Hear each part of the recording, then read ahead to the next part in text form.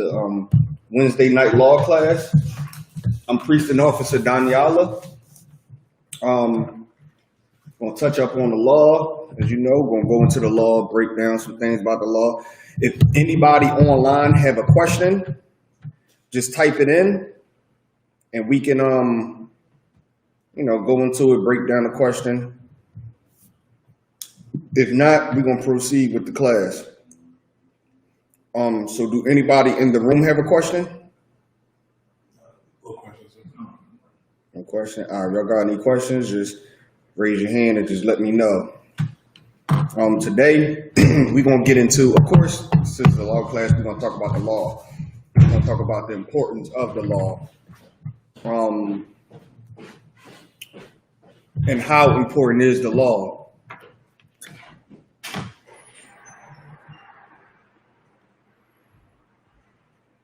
And how important is the law?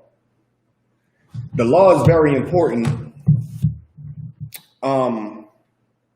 because even in today's society, they push the law as if it don't mean nothing. Everything to what? The devil said, I was checking to see if a friend of mine was here. You ain't got no friends here. Well, he tried to open the door? Yeah. Talking about he was checking to see if a friend of mine was here. You ain't got no friends here. Nah. That's funny. Got his ass on camera too, just in case. They be sneaky sometimes. But yeah, today we're gonna get into the importance of the law. Reason being is because society push the law is not serious. The only law that is taken serious as of today is the law of America. Everywhere else, when you're dealing with so-called religion or Bibles, Qurans, the law is not considered to be something, it's not that serious because it comes from God. And men rather obey man rather than God. So that's why today, even though they don't tell you a lot of the laws that America and different cultures follow comes from the Bible. It comes from the Bible. And as of today, people follow man more than they follow God. Why do I say that? Christians are the perfect example for that, right? A Christian so big on the 10 Commandments, right? They so big on the 10 Commandments and they love the 10 Commandments. But what makes them such a hypocrite is, why is it so easy for them to keep some of the 10 Commandments? Just think about it. All right, let's run down the 10 Commandments. Somebody, what is it? Exodus 20, I believe.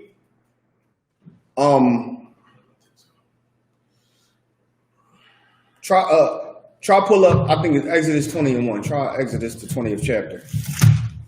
See if that's it. Come on. Exodus 20. All right, read that. Look at Genesis chapter 20 and verse 1. And God spake all these words, saying, I am the Lord thy God, which have brought thee out of Egypt, out of the house of bondage. Thou shalt have no other gods before me.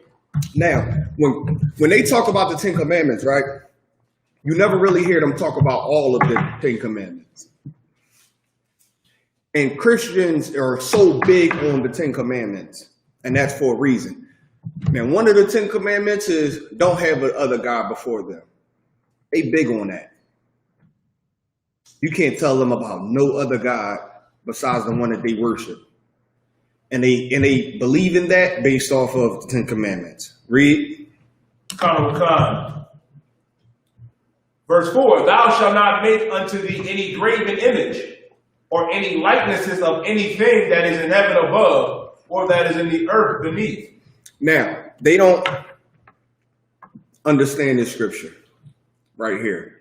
You never hear them talk about this commandment. You never hear them mention it, right? Read that from the top. This is the book of Exodus chapter 20 and verse 4. Thou shalt not make unto thee any graven image, or likeness, or any likeness of anything that is in heaven above. Now, what do that mean? don't make any graven images. And I hear a lot of other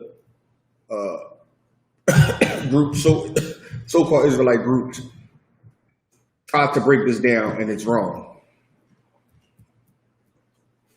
What does it mean you can't make any graven images?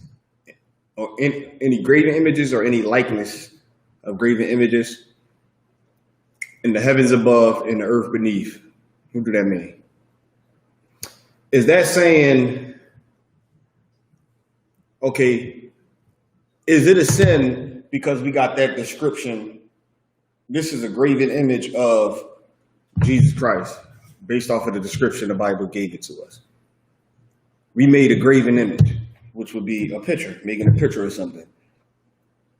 Is that a sin? Is it a sin to have a picture of a black Jesus in your house? How do you know? Are we sinning because we got a black picture? We got a black picture of Jesus at camp. Are we sinning? Go ahead. Lies. Is it a sin to make a picture of, you want to draw a plane in the sky or a cloud or something? Go ahead. Lies, if I could expound on it. There's nothing wrong with, like, if you're an artist and you wanted to make certain things, you know, even to have that image. The problem is when you start making these images, like if you make a plane or if you make a bird or if you make a cattle or something, and next thing you know, you bow down to it and you worship it as a god. That's when it becomes a sin. And the next verse will tell you. Read the next verse. Come. Thou shalt not make unto thee any graven image or any likeness of anything that is in heaven above, or that is in the earth, or that is in the water underneath. So in the heavens, in the earth, and in the waters, you can't make a graven image of anything. Read. Come. Verse 5. Thou shalt not bow down thyself to them, nor serve them. For I am the Lord thy God. You can't make these images and bow down to them. That's the part that they miss. They read verse 4 and they don't read verse 5 or understand verse 5 is saying, you can't make these graven images and bow down to them. Yeah, you can make a picture of whatever the hell you want to make a picture of it. But it becomes a sin when you got a picture of your goddamn grandmom who done died 20 years ago and you praying to it. Sitting around with candles lit up in the house and trying to get her to talk to you. That's a sin. That is a sin. You making anything you creating to bow down to it. What does it mean bow down to it? To pray to it, to worship it. It becomes your God. Now that's a sin. And that's why a lot of them would say the shield of David would be considered a sin because it's a graven image and all that. But these are the same people who take pictures. Like if you go off of their logic, taking a picture would be a sin. You're making a graven image or something. Take a picture of it. Bam, I got a graven image is creating a picture or creating an image of something or taking a picture. That's why on your phone they say images. Or you making an image of something. That's when it becomes a sin. But they don't understand that because this is not a law that benefits them. So that's why in the 10 Commandments, they big on worship, not worshiping another God, making graven images. And read on. Come. For I, the Lord thy God, am a jealous God. Drop down to verse 7. Come. Thou shalt not take the name of the Lord thy God in vain. Oh, they so big on that.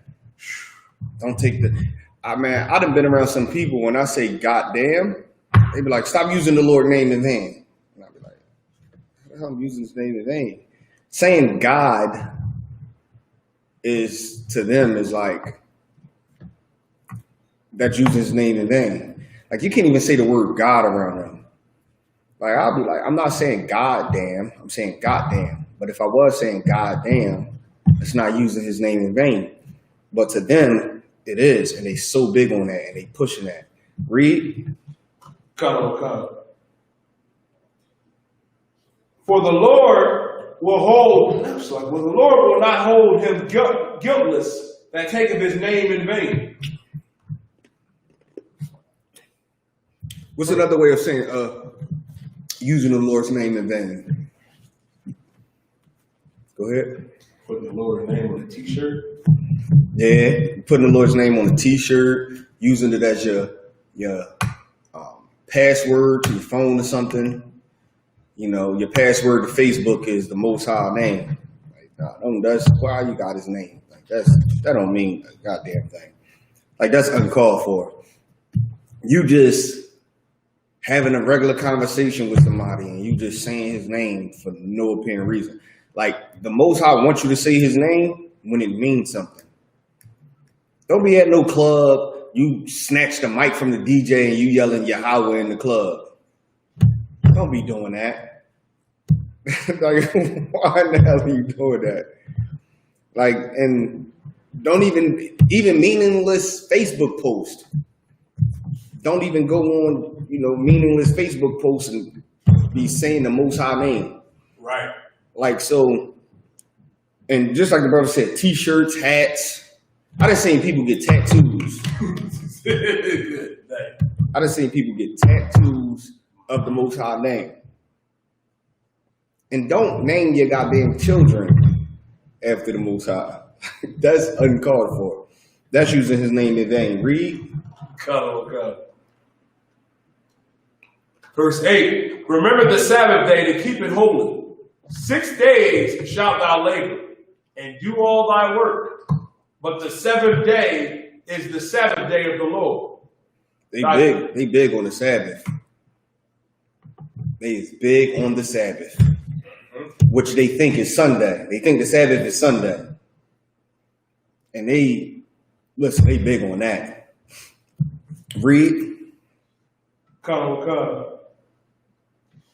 In thou shalt do no work, any work. Thou nor thy son nor thy daughter, thy manservant, thy maidservant, nor thy cattle. Drop down to 12. Come, verse 12. Honor thy father and thy mother.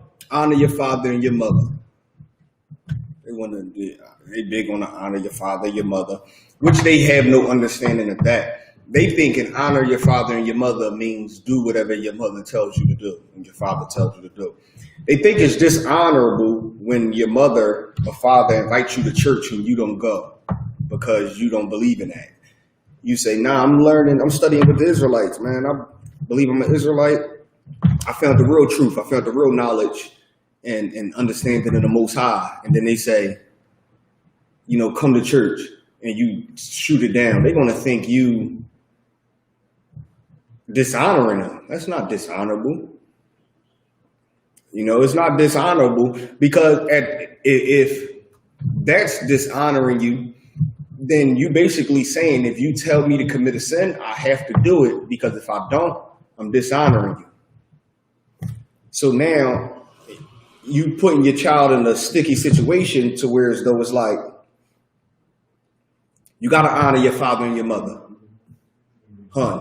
Sit down at this Thanksgiving table and eat that pork. Now, if you do it, you're sinning against the Most High because you're eating pork. If you don't do it, you're sinning against the Most High because you're dishonoring your father and your mother. What sense does that make? It makes no sense because that's not what it's talking about. Honoring your father and your mother is you taking care of them in the time that they most need it. When is what? When they old. Your father and mother shouldn't end up in no nursing home. You running around 40, 50 years old, you functioning and everything. Your parents is 80, 90 years old. You got them in a nursing home. Letting them nurses do God knows what to them. That's dishonorable to them. Just to end up mad when you find out they ain't there smacking your mom around and not feeding her when, she needs, or letting her sit in the bed with a pissy depend on 3 hours. You gonna wind up mad and you gonna wind up like, what are you mad for? What you expect to happen at a goddamn nursing home? They not gonna give a damn about them people in there. They ain't gonna do that. That's why I done worked at a few nursing homes, man, in the food department. And them old people always trying to escape. Every time I go to drop some food off or something, they always trying to escape. And I'll be sitting there like, okay, I know some of them like got dementia and all that, and they just like homesick and they want to go home. And most of them will be, they can't talk, really express themselves, and they trying to let you know that something is happening. They being abused because they trying to get the hell out of there. Like they barely can walk, but they risking breaking a bone and everything to try to get the hell up out of there because it's a hellhole. Why put your parents through that, man? Look out for them. Help them. You know, you don't even got to send them to a nurse home. You can even put it to where though they have a nurse come out. I know a lot of people who do that. They what is called I know a few people who did that. It's called home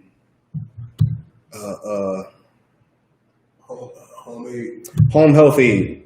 That's what it's called. Home health aid, where your parents stay home and then they get somebody that come out certain hours of the day and take care of them, or even somebody that'll come and it's shift switched, where you got 3 nurses throughout the day switching out shifts, taking care of your parents, and you got cameras everywhere. So when you're not home, it's a nurse there helping while you at work or doing something, and it's a nurse there helping you out, and you got cameras, you able to watch them and see what's going on in your house and all that. I mean, honor your father and your mother, man. That's what it means. It don't mean when your parents tell you to come over for Christmas, when you tell them no, you dishonoring them, you breaking one of the commandments.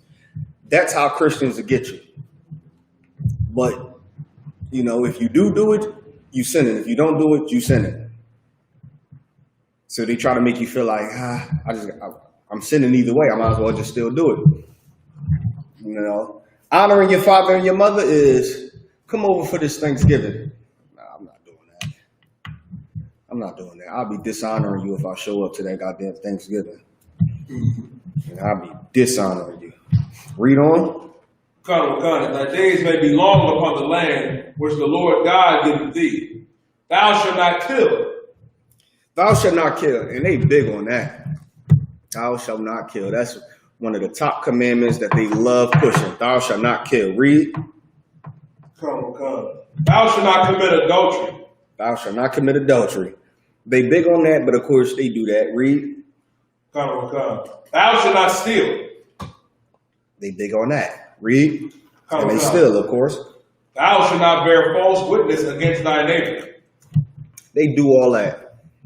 They sit in church doing that. You heard about Shirley? What happened last week? She got caught sleeping with the deacon. You just saying that just to say it, man. You don't know what the hell going on. You just making stuff up. That's what happened, what goes on. You giving other people in your church a bad name because you just a goddamn hater. You just so goddamn evil. You just in there just lying on everybody. And not even in church. Just lying, period, in regular everyday life. Getting on Facebook saying the Isupk hate women. For you to be a Christian and believe in the 10 Commandments, you sure is breaking the commandments. Saying we hate women. You bear false witness. You have no evidence. Only thing you go off of is how we speak to them. You don't like how we speak to women. Telling them cover their ass up and stop being hoes. You think we speaking rude to them, right? Don't your child think you speaking rude to them when you yelling at them for doing something you told them not to do? Your child could be thinking you breaking a goddamn commandment. What if your child said, hey, mommy, you rude? Then what? Tables turn. Read. Thou shalt not covet thy neighbor's house. Thou shalt not covet thy neighbor's wife, nor his manservant, nor his maidservant, nor his ox, nor his ass, nor anything that is thy neighbor's. Now, with that being said, right? Christians are so big on the 10 Commandments, and it's a few commandments that they really stick to and really claims that they believe in it. You shouldn't kill, you shouldn't steal. Now, why is that? Why is Christians big on the 10 Commandments and then they favor more commandments than the other. Why is that?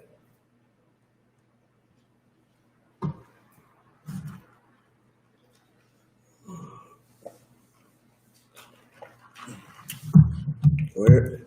They make, if I could have said, they make those 10 work for them when they feel like it. Yep, and there's more to it. Why? Okay. Christians are big on the commandments, right? But at the same time, they think the law is done away with. Why do they think the law is done away with, but they still believe in the 10 commandments? No Christian would ever say the commandments is done away with. They would say the law is done away with because they think it's a difference. They think the law is different from the commandments. Now, why is that? Now, will you go to jail for eating pork? Will you go to jail for being a homosexual? Will you go to jail for,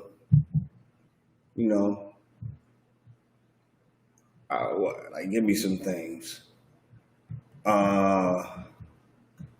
Selling somebody, a garment that is leather and wool when you told them it's 100% leather. You can't. But will you go to jail if you commit murder? Will you go to jail if you steal? So they only big on the 10 Commandments because the 10 Commandments is also in America's law. You can't commit adultery because if you commit adultery, your husband or wife can file for divorce. They win and they put you through hell. The woman is taking half of everything.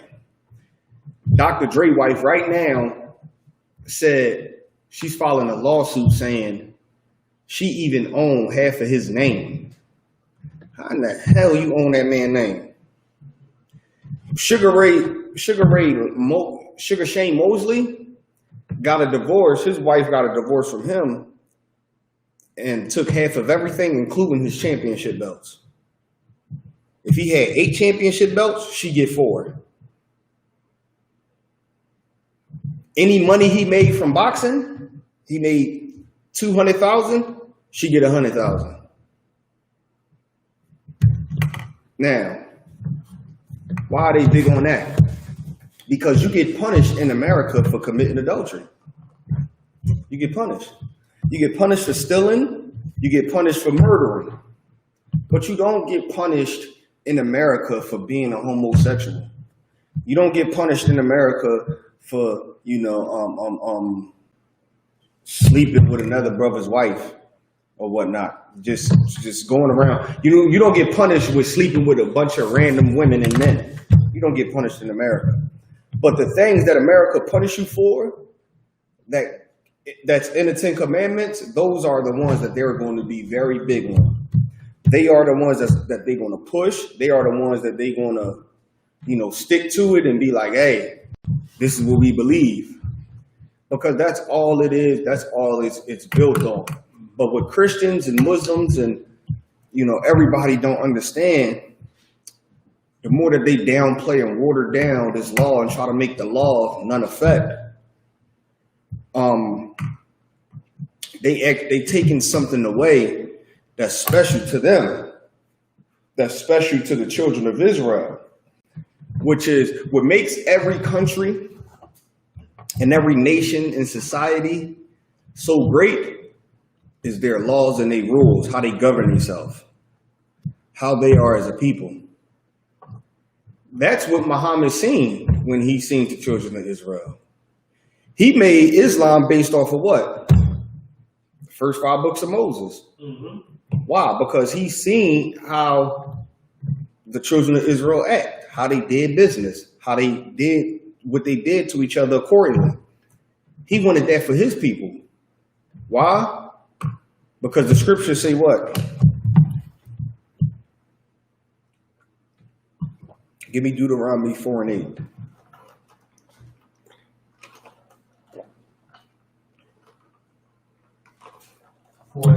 Yeah, 4 and 6. Start at 6. 4 and 6? Yep. Deuteronomy chapter 4, verse 6.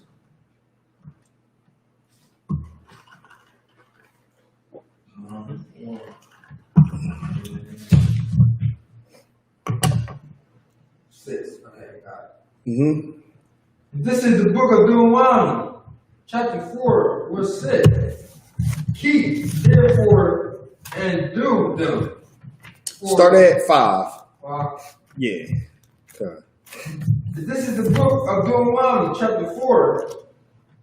Chapter 4, verse 5. Behold, I have taught you statutes and judgments, even as the Lord my God commanded me. Yep. So he taught you statutes and judgments, even as the Lord thy God, my God commanded me. Read. That ye should do so in the land wherever you go to possess it. So this also kills what? A lot of so-called Israelite groups out there like to say stuff like there's certain laws and certain things we can't keep because we in captivity.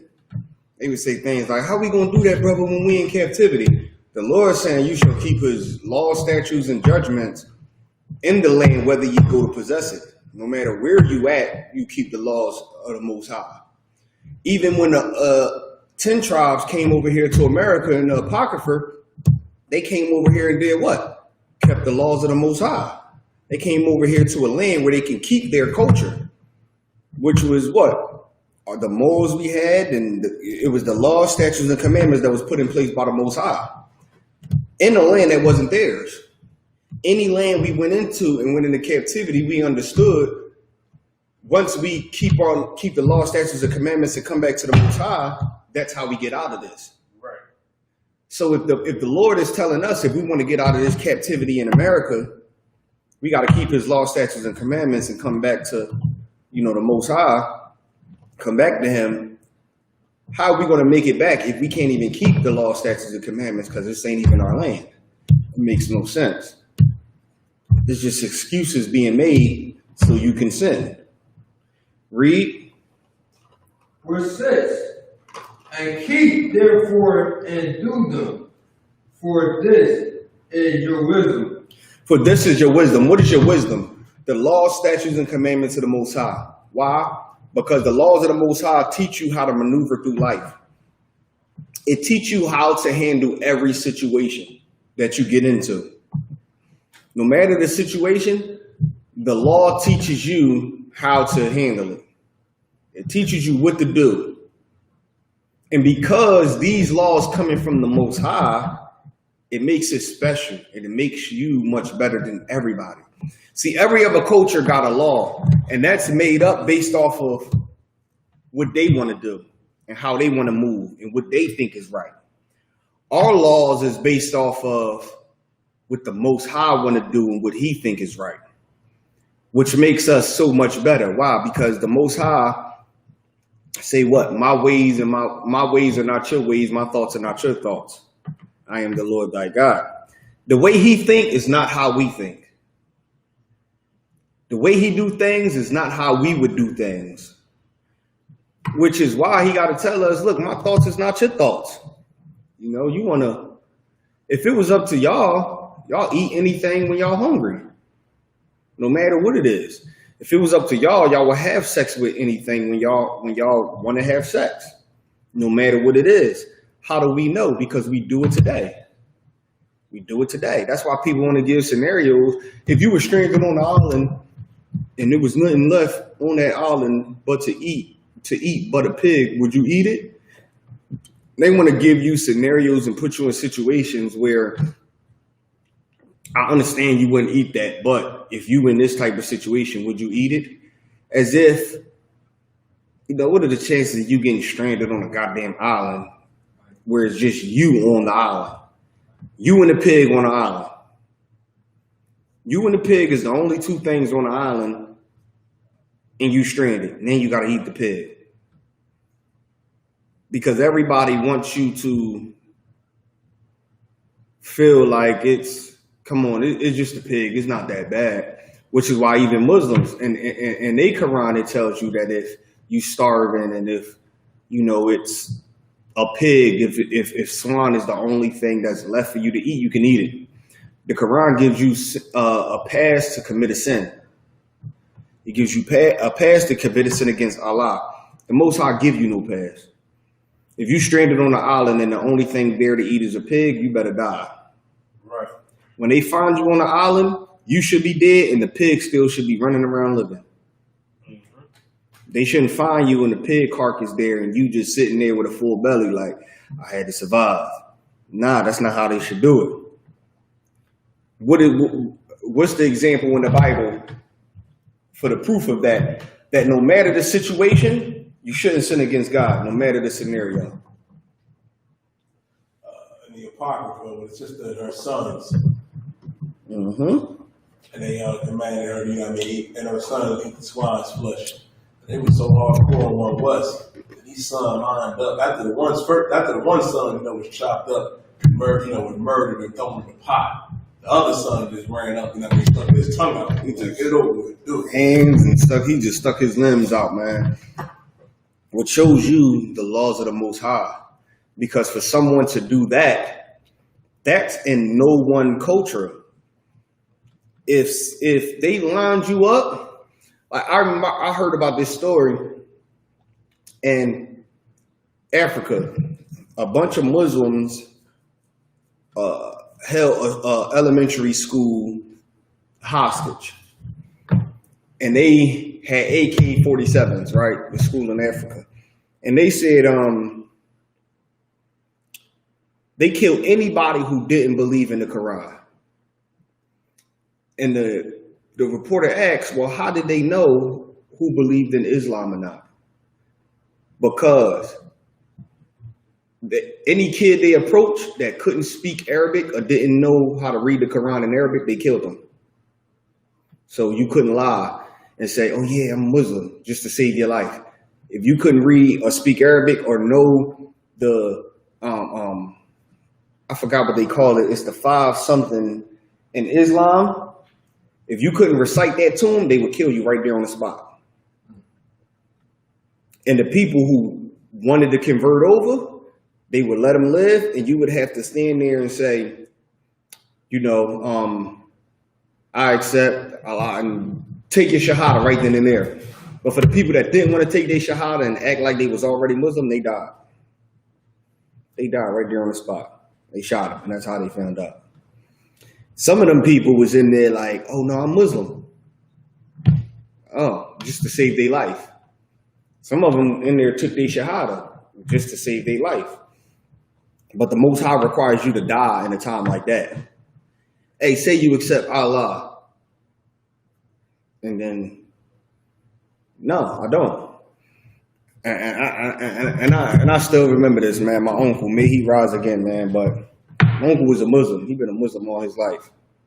My uncle was a Muslim all his life. My uncle got shot. And when the paramedics found him, while they had him in the ambulance, they prayed and told him, do you accept the Lord Jesus Christ as your Savior? He said, yeah, and died right after he said it. And they was like, see, soon as he accepted Christ, he died and went up to heaven. God was with him. He made it to heaven. And as I got older and came into the truth, and I thought, if he would have said no, if he would have been in the truth or something, and then they asked him that question, he said no, maybe he would have lived. Like, damn, he died after he said, I accept the Lord and Savior I accept the Lord Savior Jesus Christ as my God. They said like he died automatically at it. And my family looked at it like that was like history. That was something amazing. And I'm like, maybe he would have lived if he didn't accept him as his Lord and Savior. If he didn't turn Christian on his deathbed, maybe he would have lived. God damn. Like, the Lord requires us to, no matter the scenario, you got to die. What did Christ say? He that saves his life shall lose it. And he that loses his life shall find it. He that loses his life shall find it. He that finds his life shall lose it. Meaning what? You could be put in a scenario to Like the story in the Maccabees. If they would have ate that pork to save their life, they would eventually die anyway. A horrible death. Either way. You can go out honorable, or you can go out getting shot or something. They're going to kill you off anyway. Right. You dishonorable. You can't be trustworthy. You turn on your God. Why should I trust you to work with me, or that you got my back? You can't even stick with the damn God you believe in. You don't have faith in it. If my gun makes you change religions, why in the hell do I want you to be a part of my religion? Because what's going to happen? The next nigga or the next Catholic that come up with a gun, you're going to be Catholic. Then the Egyptologist is going to come up with a gun. You Egyptology. Then you 5%er. Now you atheist. Anybody who point a gun at you, you're going to believe in what God they tell you. Why in the hell I want you in my religion? I'm not pointing no gun at you and converting you over. Because they snatch you up and get you to turn on us, you're going to do it. You're willing to do anything to save your life. And the person that's willing to do anything to save their life, the person that can't be trusted, you're going to die eventually. Go out with the little bit of integrity you got. At least don't convert over goddamn religions because you're going to die. Which is, it shows you that people don't even believe in the myth of heaven and hell. You believe you're going to make it to heaven, why are you converting over religions? Die and go to the heaven that you also dream about going to your whole life. Read on. And your understanding and the sight of the nation, which should hear all these statutes, and say, surely this great nation is a wise and understanding people. Now, the other nations are going to see our laws, statutes, and commandments, see how we move as a nation. They're going to say, surely this is a wise and understanding nation. Which is why, like, Nick Cannon and Deshaun Jackson come out and say that the Israelites are black. The world go into uproar. Now, the 666 devils that's running this earth knows that's the truth. But the average devil who just rich and just live his life spending his money, why is he mad? Why do white people become in an uproar? Or even out on the street, when we out on the street teaching, why are they mad because we saying the children of God are the real Jews?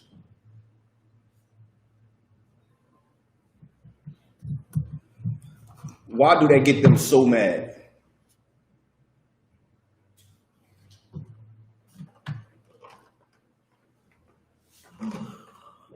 Anybody want to give it a shot? Anybody online can give it a shot too. Type it in. Go ahead. Because they don't want to hear the truth. No, it's more than that, and it's on topic. So it's like they hear the children of God are the Jews, are the Black, Hispanics, and Native American Indians are the chosen people of God. Why do they get mad? Now, do they accept the Esau, the so-called white man or the oppressor, as being the Jew? Do they ever disagree? Do they go in their communities and be like, why y'all saying y'all the chosen people of God? No, they don't do that. They don't have a problem with the oppressor saying that he's a Jew. But they have a problem with black people saying that they are the Jews. Why is that? Is it because they don't want us to be the Jews? Like, why do they have an issue with us saying black people are the real Jews and the chosen people of God, but don't have an issue with the oppressor saying he is the real Jew and the chosen people of God? Because to say you a Jew or acknowledge you a Jew is you saying you are the chosen people of God. Everybody know this. But when they come out and black people say it, why is it such a big problem?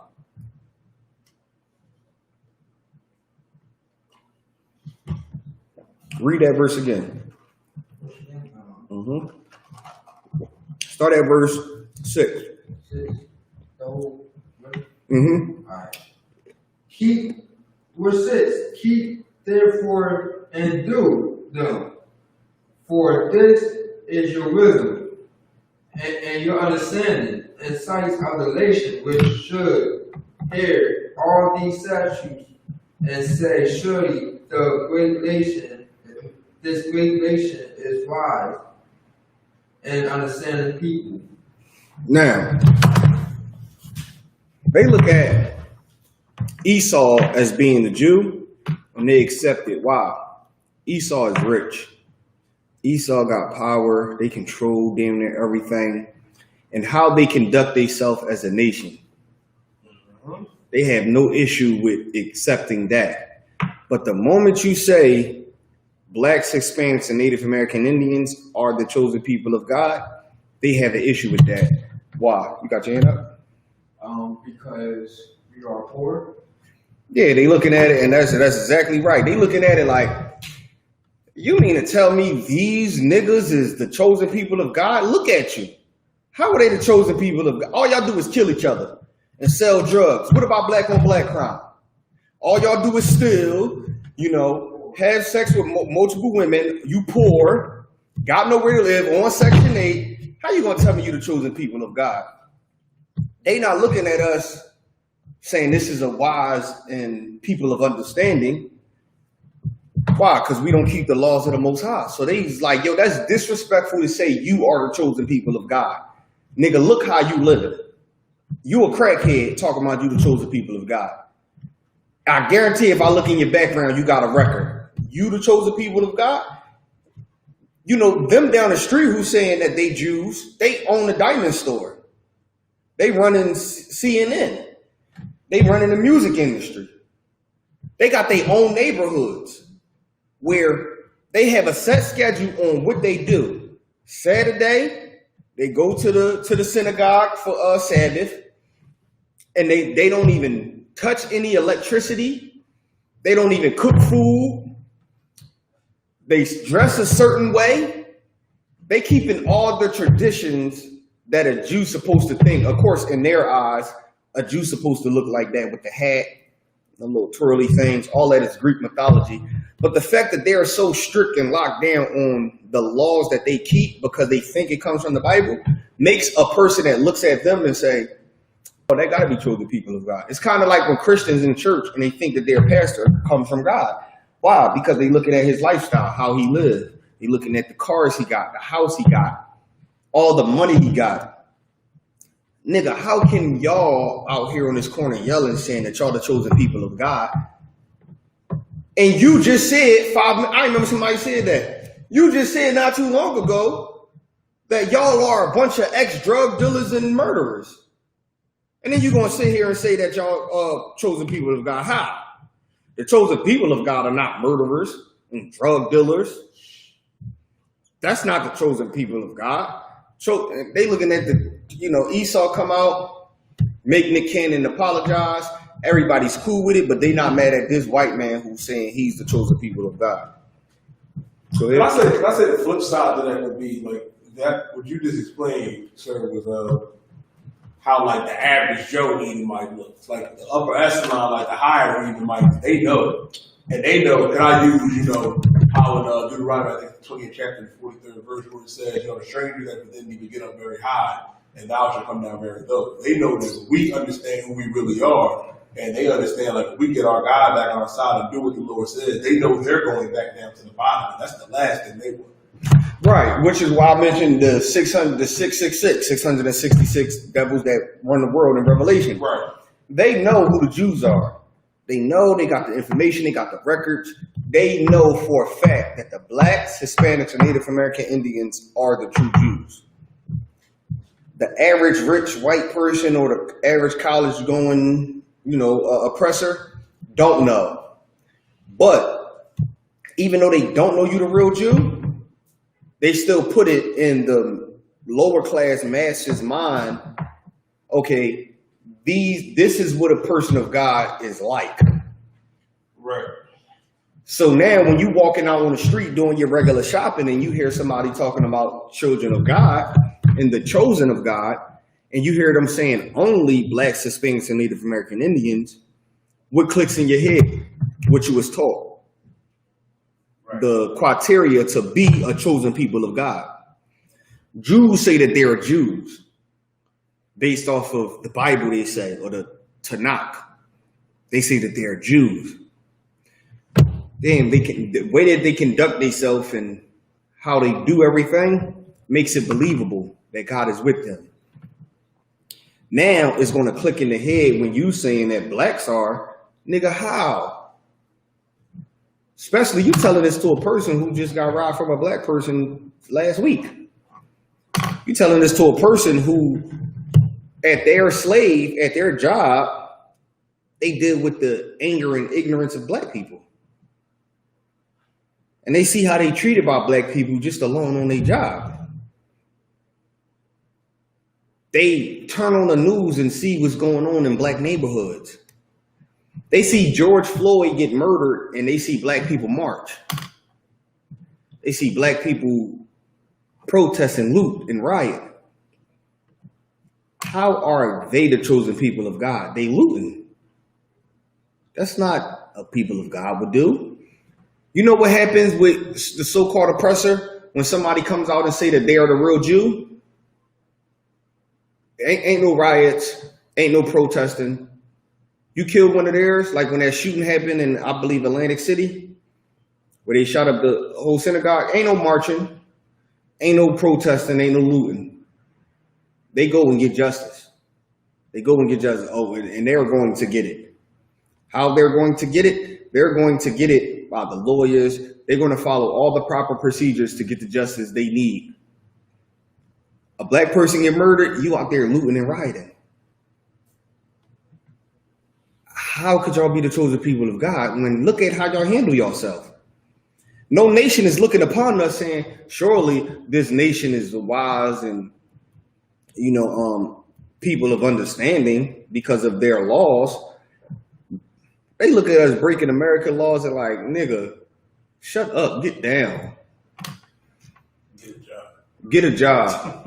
which is so heavy, right? Because this past Monday, Commanding General Yohana they brought out the story, what we now call the Kentucky 8, right? Those people out there came up against the truth of us saying we are the chosen people of God.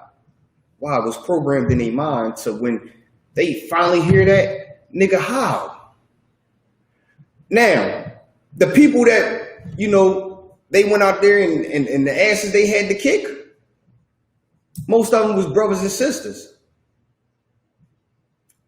For the Edomites that's sitting back, how in the hell you gonna say that they the, chosen people of God and y'all just had to fight them off the goddamn corner? How? Y'all just had to fight off the corner the same people you saying that's the chosen people of God, nigga. How were you of wisdom or understanding? Because of the lack of law and that we have, because of the reason that them brothers and sisters came up against the Isupk is because of Esau. It's because of the white man. And guess what? That's not going to stop us from going out there. It's not going to stop us from going out. We ain't canceling no camp in Kentucky because of that. You know how many fights we done had on the goddamn street? You know how many times we had to fight our way off the goddamn streets? At 12th and Market, where we had camp at, was a very big fight we had years ago. And we still out at 12th and Market. Right. New York, Times Square. You name it. Every damn campsite we had. And guess what? We just come back and conquer it. Because the fact that happened, we know what? We are very much needed there. We very much needed there. And when they see us keep coming back out there, damn, these brothers are strong. They ain't giving up. New camp equipment, new campsites. Guess what? We coming right back out there. We're going right back out there in Kentucky, and guess what? We're going to keep having camp. We just going to keep doing it. Y'all ain't running us off no goddamn where. We ain't running from nowhere. So just imagine the Esau sitting around looking at that, hearing you saying blacks and Hispanics are the chosen people of God, and then we go through something like that. That's because the devils that know the truth, they push on us to program us to believe a different way. So we end up in situations like that, which is why the Lord put us out there on the street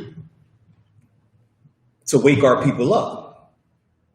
Because without this law, we're just savages. We're a beast. We're niggers. We are spits. We are wetbacks. Without this law, we are all that. Without these laws of the Most High. Why? Because these laws make us the nation we are. You had your hand up, brother? Yeah. Oh, you good? All right. These laws makes us the nation we are. These laws makes us the nation we are. These laws makes us the people we are. Which is why every time you hear somebody give Isupk a compliment, right? They always say this. They be like, man, I ain't gonna lie, I ain't like y'all at first. But one thing I gotta respect is how y'all carry yourself and the way y'all do things. That's one thing I can say about y'all brotherhood and the way y'all carry yourself and how y'all do things. When all we doing is keeping the law. That's all we doing. We keep the law, and the fact that we're keeping the law is making people say, surely, I mean, I don't agree with everything y'all saying, but y'all are some wise and brothers of understanding. Y'all are that. I do see how y'all carry yourself. The other nations will do the same thing. Look at us, see how we keep the law, statutes, and commandments of the Most High, see how we handle things, and it'll be like, okay, they are people of understanding. They are people of understanding. Who's holding the scripture for me? Go ahead, read on. Verse 7. For what nation is there so great, who has God so nigh until them? What nation that is so great who have God so nigh unto them? Nigh means close. You mean to tell me blacks and Hispanics are the chosen people of God? God is not with them. And they base God being with you based off of materialistic things. How your race or your nation doing, as far as money wise, just everything. They based it off a lot of materialistic things. How can God be so close to you when all y'all do is rob and murder and all y'all do is kill each other? You telling me that you are the chosen people of God, which means God is close to you. But all y'all do is kill each other. Now they getting mad. Now it's uproars. Now you gotta apologize for saying that. Because what them rabbis do, they get in the interview and they just bring up the history and the background of black people. They throw out all the stuff that black people do, and they bring up, they do life comparisons. Who's more successful, who run more, who do everything. Well, damn, God gotta be with them because they own everything. How can God be with black people when we are the smallest group of people in America, the lowest population in America, but yet we lead in every category. Disease-wise, how in the hell God can be with you when there's black babies who's actually born with high blood pressure more than any race, heart disease, HIV, diabetes, all that. How is God with you when your race is leading in every damn category there is? Which what they don't understand, that's the proof that God is with us even more. That's more proof. The fact that we lead in all those categories should tell you God is with them. Why? Because us not keeping his laws is the reason we are this bad. And society push, the laws don't matter, the laws don't matter. Why? Because what's better, pleasure or pain? They understand pleasure is better. Anyone would pick pleasure over pain. So now they put you in a position to where as though you can do something that's pleasurable or you can do something that brings pain. And everybody's going to pick, the pleasure. So now when you're in the situation and this sister got a husband, but what you going to do? It's going to hurt not to have sex with her. I've been trying to get her for a minute. Damn, now she finally want me. It's going to hurt not to do it. Or it's going to be pleasurable to do it. Damn, I really like them sneakers over there, man. It hurts not to take them, man. I'm going to take them. I'm going to do it anyway. Now, it feels good to do it. And that's what they push on you. Live your life. Don't let nobody hold you back or stop you from doing you. I heard a conversation earlier that disgusted me. Sister said, I tell every man that I deal with, she said, none of my relationships last because I tell every man that I deal with, I'm going to do me, have my fun, and live my life. If you can't accept that, then you're not the guy for me. And somebody said, well, what did that mean? Meaning, I'm not going to be tied or committed to you because if I see something else I like, I'm at a stage where I want to have fun. So if I see a guy that I like and I'm digging him and I want to have sex with him, I want to be able to do that without you being down my throat about it. If you can't accept that, you're not the person for me. I'm going to let you do what you want to do, but if you can't accept me doing what I want to do, you're not the person for me. That's American doctrine right there. That's what America pushed. America pushed that. Live your life, be free. And they push it heavily through the music industry. They push it heavy through the music industry. These songs and everything, like the General went into that they come out, they doing it for a purpose. There's no coincidence that the songs that's charting today is about drugs and murder and sex. It's never about your women. It's always about somebody else's woman. If you got a problem with this cat, you're going to sleep with his woman to get back at him. If you got a problem with her, you're going to do this to get back at her. And then you got a problem with her, you're going to sleep with her man to throw it in her face. It's pushing that because they know these are the things we're going to be influenced by and take heed to. So now we doing these things and we breaking the laws of the Most High. Now the devils, the 666 devils that's in control, they put all this into play because they know it's going to happen. They know it's going to happen. And then now society to where you can't even say you a Jew without goddamn fighting or getting fired, losing your life. Just like I say once again, like the Kentucky 8 out there speaking the word of God and gotta go to war out there, which was an excellent righteous thing.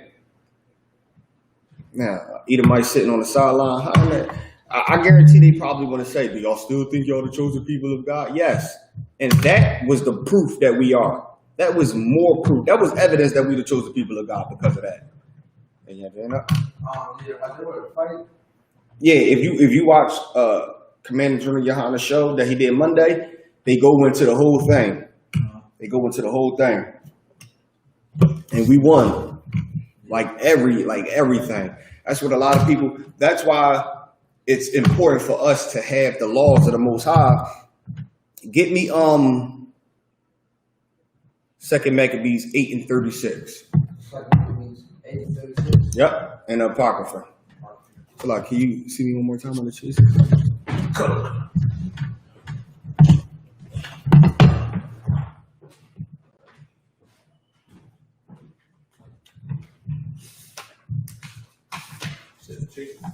No, so I get it strong.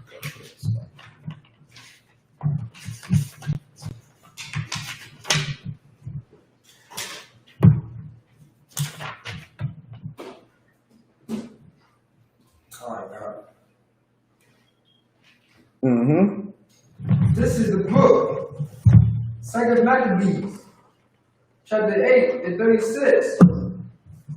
Thus he that took upon him to make good to the Romans their tributes by means of the captivity and Jerusalem. Mm-hmm. Told aboard that the Jews had God to fight. He told everybody that the Jews had God to fight for them. He told all the Romans the Jews got God to fight for them. Read.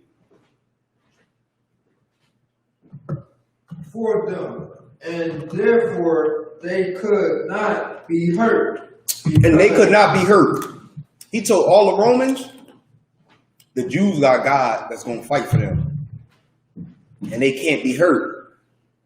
Now, read why they can't be hurt. Because they followed the laws that had gave them. They followed the laws that he gave them. They told the Romans, everybody who was trying to come up against the Jews, yo, God is going to fight for them. They can't be hurt. Why God going to fight for them? Because they follow his laws. When you go back and look at that video, what makes it so glorious, every brother that was out at that camp, they had to fight their way out, none of them had a scratch. None of them was sitting there with ice on their head, like, none of them was hurt. They all was sitting there in their garments, like, I mean, yeah, we got out of there, we cool. We went to ground. I mean, yeah, it was nothing. They all was sitting there. The brother was just sitting there like, yeah. You know, kept telling the story. The brother's like, I mean, well, I'd do it again. Yeah. Set an example. They probably expected us to run. Nah, we ain't running. Yeah, somebody should have told them, yo, God gonna fight for them because they keep his laws. Just like they told the Romans, yo, God is gonna fight for them. Read that again. 36. Thus he that took upon him to make good to the Romans they tribute by means. Somebody should go ahead, read on. Finish that. Of the captivity. Mm-hmm. And Jerusalem told aboard. In Jerusalem, by the captives. In Jerusalem, they told the Romans abroad. Abroad means what? Scattered out. Everywhere. They told the Romans that was everywhere. Read. Told aboard that the Jews had God to fight.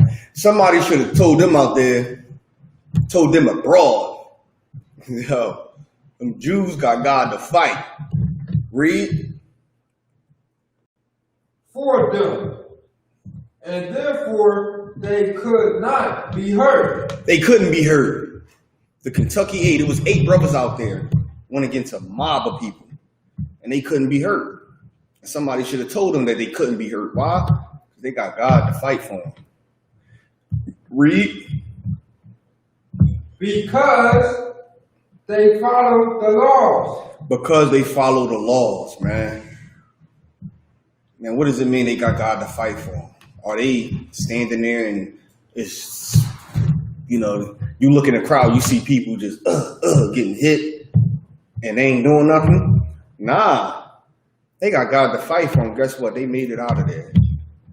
Made it out of it. People got hurt. A lot of people got hurt. Damage was done, and it wasn't to none of the 8. Wasn't to none of the 8, which is the listen. How many videos we seen of other Israelite groups getting punched in their face just by females? One female come up and make them shut the whole goddamn camp down. One female. It's videos on YouTube. One female come and shut down a camp of 10 by punching a speaker in the mouth. How many times on YouTube there's videos of a camp of 10 having camp? Gunshots go off and they shutting the camp down. A brother walk up and they punch him in the face and they shut the camp down. Getting out of there. They getting beat up and chased off the block and all that.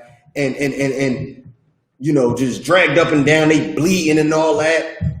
How many videos we seen of that? Other Israelite, so-called Israelite groups getting beat up on camera. But yet, get beat up on camera by one person though. It never was even an even number or they was outnumbered. It always was one or two people maybe coming up against a so-called Israelite group.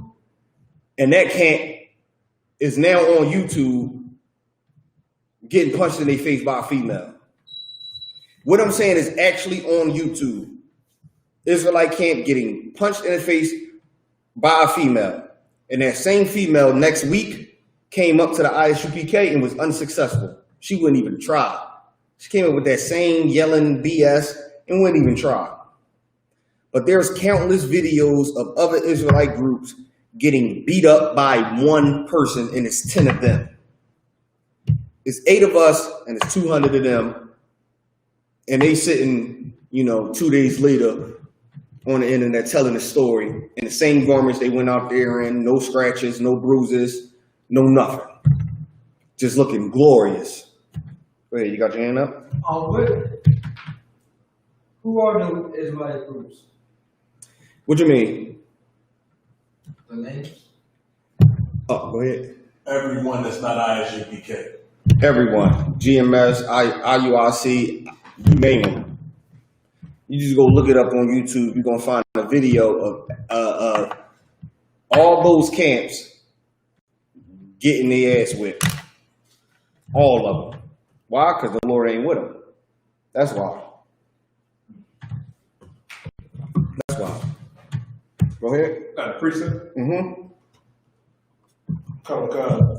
This is the book of Acts, chapter 19. I'm going to start at verse 14. And there were 7 sons of one Sceva, a Jew, and the chief of the priests, which did so. And the evil spirit answered and said, Jesus I know, and Paul I know, but who are ye? The evil spirit came up to these people that was speaking out they was having a camp. It was a group that was having a camp, and the evil spirit came up to them, meaning a person with an evil spirit walked up to these people while they were speaking, and they said, look, Paul I know, Jesus I know, but who are you? Which shows you what? These people was out there preaching about Paul and Jesus.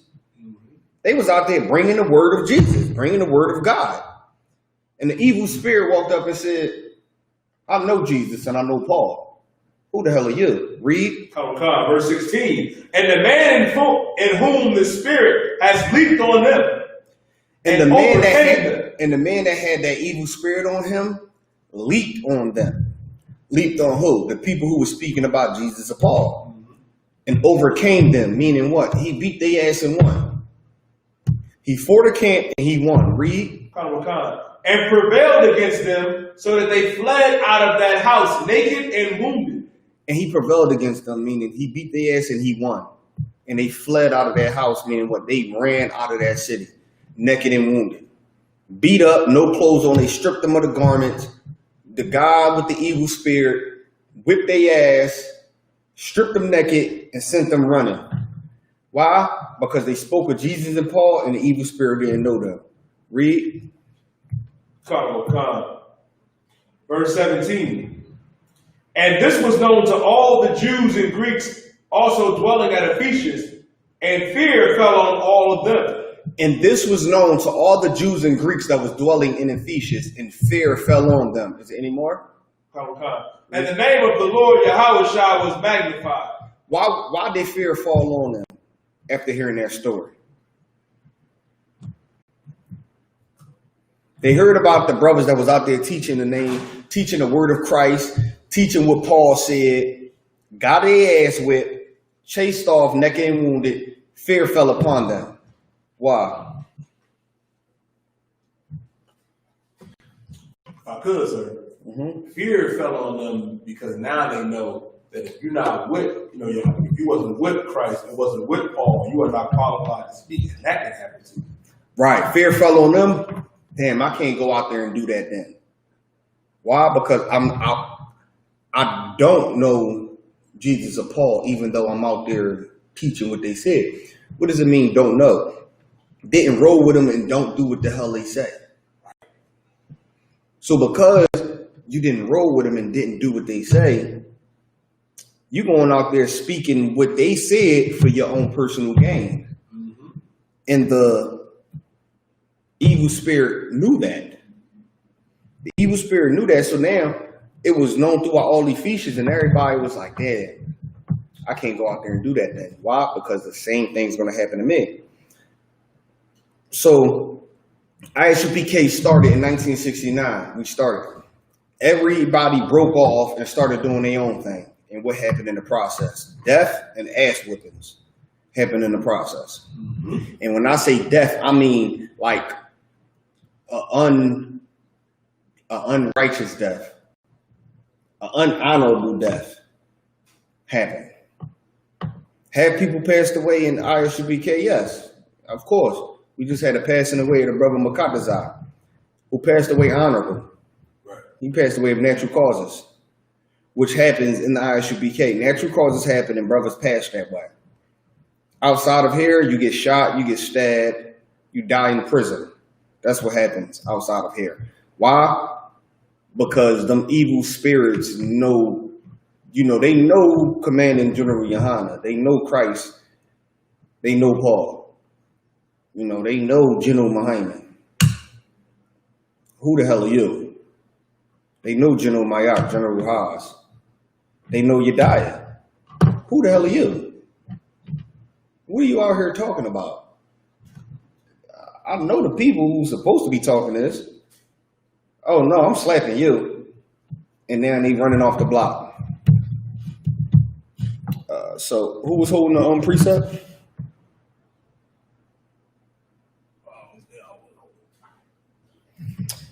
So that was it. That was it. All right, so get me Wisdom of Solomon 2:11.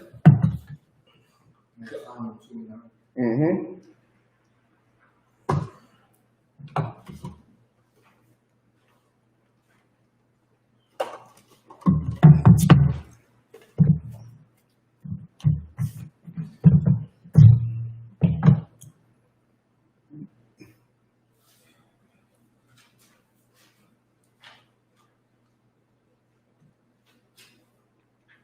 I got it. Go ahead, read. This is the book of the Wisdom of Solomon, chapter 2, verse 11. Let our shame be the law of justice. Mm-hmm. Let our shame be the laws of justice. Read. For that which is feeble is found to be none worth. Right, that what is feeble is found to be nothing worth. Meaning what? So our strength be the laws of justice, man. Laws of justice meaning what? Brothers get into situations and we know how to handle it accordingly. We know how to handle it to where as though there's nobody walking away feeling like they got or was uneven. There was nobody walking away feeling like, they was wrong because justice was handed. That's our strength, our laws of justice, man. You felt as though you did business with a brother and he wronged you and he did it on purpose. We got a law set up for that. A brother sold you something that wasn't what he told you it was. It's a law for that. And that's strength in that. America don't have no laws for that, man. A person go to sell you something or sell you a car and don't even tell you that the car got 2 weeks of life in it. Now the car break down. Well, we got laws for that. And that's our strength. No other society have laws of justice. Because in every other society, you're free to do what the hell you want. So how you gonna tell a brother, he wrong for sleeping with that, brother's wife. He's wrong for selling drugs, and he got kids at home that need to be fed. How you gonna tell a brother that? Or, just a brother just do anything to you or do something that's wrong. There's no justice in these other societies. There's no justice given. And there's no justice in America's society. What's the proof? Every time a black man dies, no justice for it. Right? Because justice is not their strength. It's not their strength in America. That's not their strength. Every society is built off of do what you want, have fun. But the laws of the Most High is built off of justice, man. You get justice, that's the strength of it. You get justice, and it tells you how to handle it accordingly. Read after justice. Justice. For that which is feeble. For that which is feeble. Feeble. Is found to be nothing word. What is feeble? Feeble is weak. That which is weak is found to be nothing word. What good is your laws if it's weak? Meaning what? People can find loopholes to get through it. It means nothing. The police kill a black man in the laws of America, you go to jail for murder. The police murders a black man and he don't go to jail because he find a way through it. Why? Because the laws of America is weak. Because the laws of America is weak, it means nothing. It's worth nothing. No justice, no peace. That's how we feel. Because these laws mean nothing in America. It means nothing. You got money, you can do whatever the hell you want. You can steal whatever you want, kill whatever you want, do whatever you want, and get away with it. Why? Because the laws are feeble in America, and it's worth nothing. But the laws of the Most High is different, man. No matter how much money you got or your status, you do something against the Most High, you break a law, you pay for it according to the law, no matter your status. Get me Deuteronomy chapter, Ecclesiasticus 10 and 12 in the Bible. The whole duty of man. I believe that's it. Is that it? Let me see. Ecclesiastes 12 and 13. 12 and 13. Ecclesiastes 12 and 13. Give me that. I got it, sir. You got it? All right, read it. It's the book of Ecclesiastes, chapter 12 and verse 13. Let us hear the conclusion of the whole matter. Fear God and keep his commandments. That is the conclusion of the whole matter. Fear God to keep his commandment. When he made the covenant with Abraham, the covenant is we do what he's saying, he's going to be a God to us. When Moses gave us those commandments, we became a nation. We established ourselves. We became official. Everything was put in the fine print. We became official. That's what separate us from everybody else because of the laws we have, man. Not because we have laws, but because of the laws we have. The laws we have makes us the people we are as of today because it makes us different than every other nation. Not eating cat, dog, and shrimp, crab, and lobster makes us very different. It makes us very different. Because when people start getting high blood pressure and we are walking around just free of that, they're going to say, damn, well, that's a nation of wisdom and understanding because they didn't eat pork, which is why they didn't fall into the same category I fell in. Read. Khan. For this is the whole duty of man. That's the whole duty of man. Man meaning what? Mankind. The whole duty of the whole race, man. The whole duty of mankind is to keep the laws of the Most High. That's all he requires you to do. Keep his laws. If not, there's punishments behind it. And the fact that we ain't keeping his laws is the reason why we dying the way we are. And it's also the reason why we're looked at as how can we be the chosen people of God? Because people are looking at more so the death and the punishment of it and not realizing that the curses are the reasons we are the most, the most high chosen people. People is not looking at it like that. But the Most High set it up that way, which is why we have a law class in Isupk. There's a law class. Why? You got to learn about the law because it's very important. It's very important to learn about the law because that makes you the person you are today. It makes you a better person. Think about all the stuff we doing now that we wasn't doing before we came into the school. There's a lot of stuff that we don't do to where though your own family will look at you and be like, oh, you changed. You different. I don't know who you are anymore. Why? The only thing that you're doing different is keeping the law. You keeping the law, so now, it's a lot of stuff you changed about yourself. They starting to look at you as a new person. Oh, you different. You don't want to celebrate nothing no more. You don't want to eat this no more.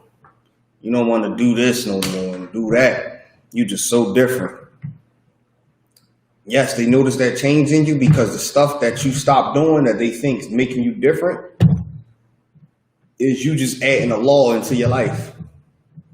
You adding a law into your life.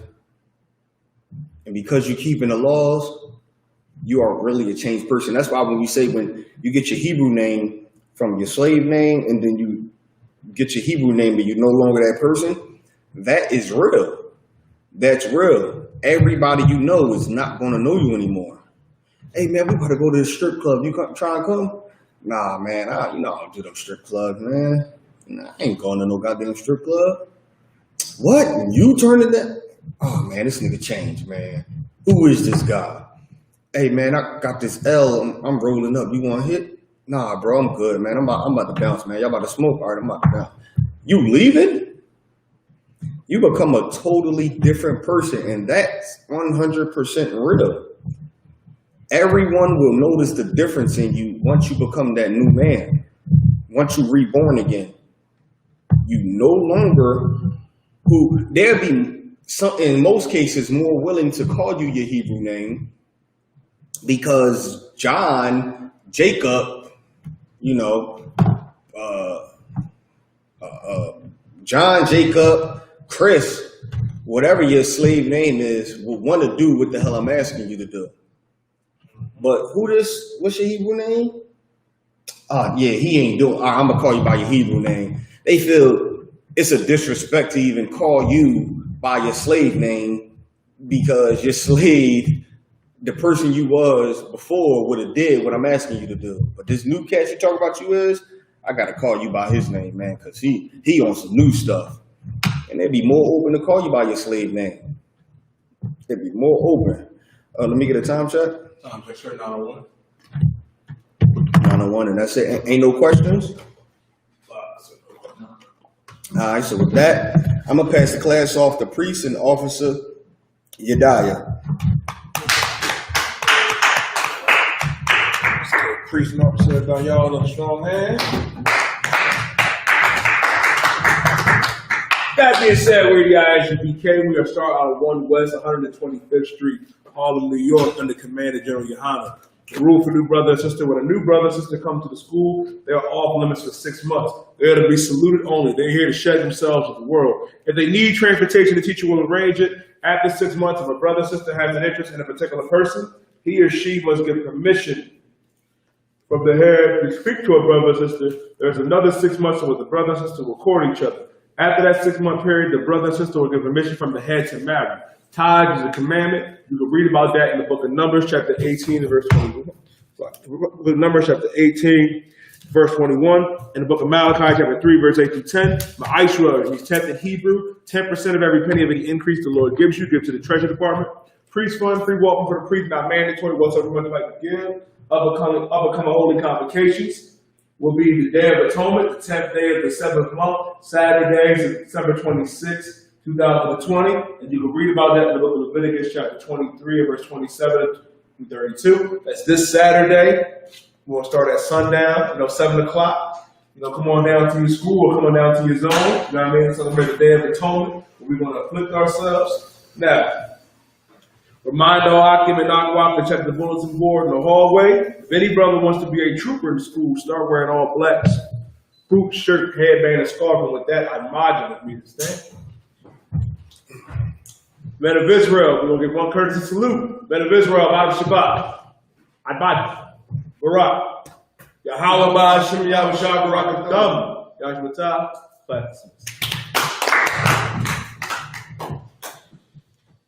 Salute.